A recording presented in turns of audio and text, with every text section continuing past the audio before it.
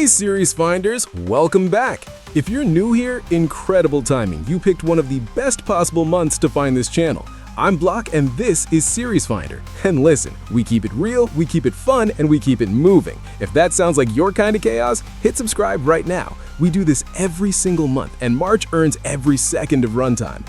So, we're talking psychological thrillers that'll mess with your head, swoony K-drama romance, Duffer Brothers bringing the horror vibes, live-action anime, yes, it's happening, cozy small-town drama, Norwegian crime that goes hard, and oh yeah, Morgan Freeman narrating dinosaurs. That's a real sentence, people, and let's get into it.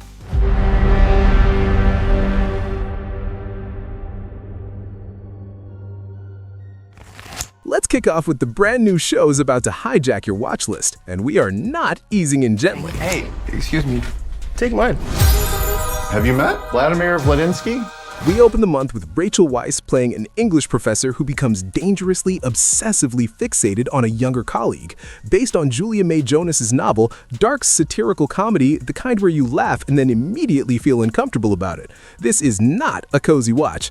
The main character is doing things that make you go, she should absolutely not be doing this, and yet you physically cannot look away because Rachel Weisz makes every terrible decision feel magnetic. She plays M, already a character name that sounds like someone who has made a series of choices, alongside Leah Woodhull as Vladimir and John Slattery as her husband. That blurry, suffocating space where obsession starts to feel like identity? When it's done right, it's some of the most gripping television you can watch. This feels like it's gonna be done right. March 5th, Day 1. 게임보다는 현실적이죠. 그럼 그 서비스 이름은 뭐예요? 월간 남친. Jisoo from Blackpink is leading a Netflix romantic comedy. Two things just happened in his room. Some of you sat up straighter, and some of you said, okay, what even is this? Both reactions are valid. Both groups are gonna end up watching it anyway. She plays a burnt-out webtoon producer who escapes her reality by diving into a virtual dating service, which, as a concept in 2026, feels almost too on the nose in the best possible way. Seo In-guk plays her rival, and you know how K-drama rivals work. They start as the person who makes you roll your eyes and end as the person you're watching fan edits of at 2 a.m., plus a lineup of virtual boyfriend cameos, including Seo Gun-jun, Lee Soo-hyuk, and Lee Jae-wook. The show basically said, let's make opting out impossible. Smart, very smart. March 6th. Dating show. Real singles looking for love with one catch. Nobody knows how old anyone else is. No age is revealed, just vibes and actual human connection without the mental math. I love this concept because it exposes how much of dating is us running background calculations about timelines and checkboxes instead of actually responding to the person in front of us. Take the number away and suddenly people have to just show up. That sounds obvious, and yet somehow feels radical. I will be watching, I will be yelling at the screen. That's the contract with reality TV, and I'm signing it willingly. March 11th. Pero no el asesinato. Spanish crime drama. Three sisters, a fatal accident during a vacation in the Dominican Republic. Lives completely derailed. Family crime dramas work best when the show earns your investment in the relationships before everything falls apart, and this setup suggests that Night gets that. When the guilt and the fractures start spreading, it all lands harder when you already care about who these women are to each other. High expectations, March 13th. I'm sorry. The Duffer Brothers, the people behind Stranger Things, made a psychological horror miniseries about a bride and groom in the week leading up to their wedding. Set in a secluded Winter East state, officially described as a horrific take on a woman becoming a wife. Drawing direct inspiration from Rosemary's Baby and Carrie.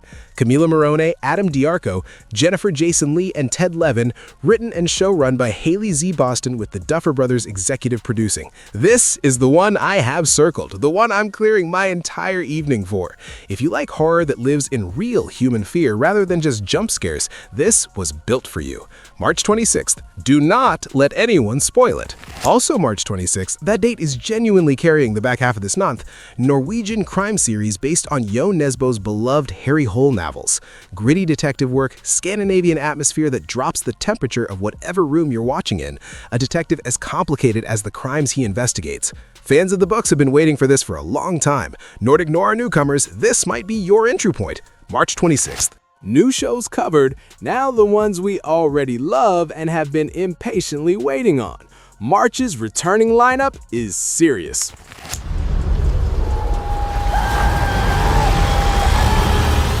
The Straw Hats are back. Season 2 arrives titled Into the Grand Line, covering Logtown, Reverse Mountain, Whiskey Peak, Little Garden, and Drum Island, with Baroque Works entering as the major antagonist organization. Katie Segal joins as Dr. Kureha, and Joe Manganiello plays Crocodile, which is casting that just makes sense the moment you hear it. Season 1 had enormous pressure on it. Live-action anime adaptations have a brutal track record, and it delivered, genuinely, surprisingly delivered, in ways that skeptics go quiet. Season 2 arrives with momentum, a bigger world, and a fully invested audience. This is a big deal. Grand Line big deal. March 10th. Mel and Jack are back, settling into farm life, and here's the part that's going to get people pursuing adoption this season. That storyline is going to hit harder than viewers are expecting.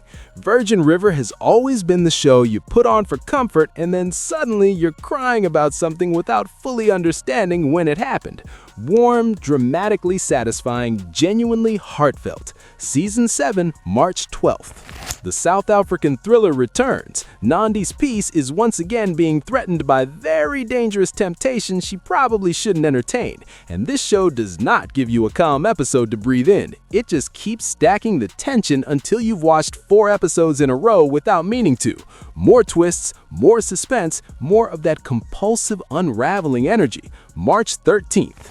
The final season of the Colombian drama set against 1980s political unrest. If you've been watching, you know the texture of this show, how it uses its historical setting to say something real about love and identity and growing up when the world outside is in chaos.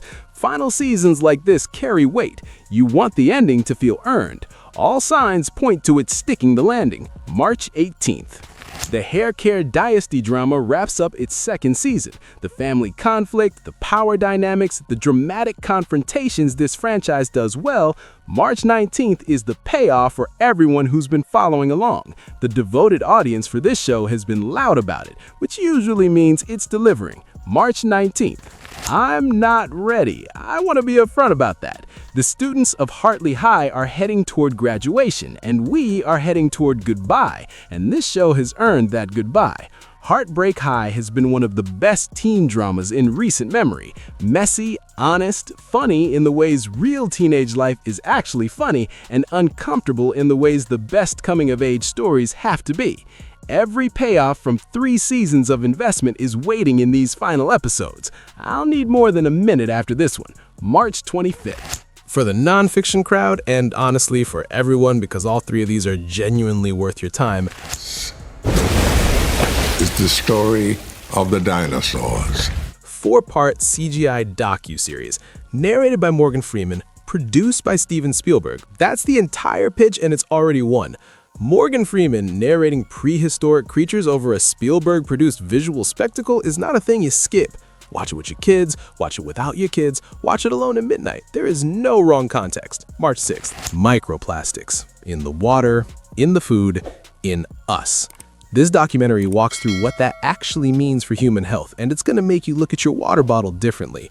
The important documentaries are the uncomfortable ones, the ones you're better off watching even when you'd rather not have the information.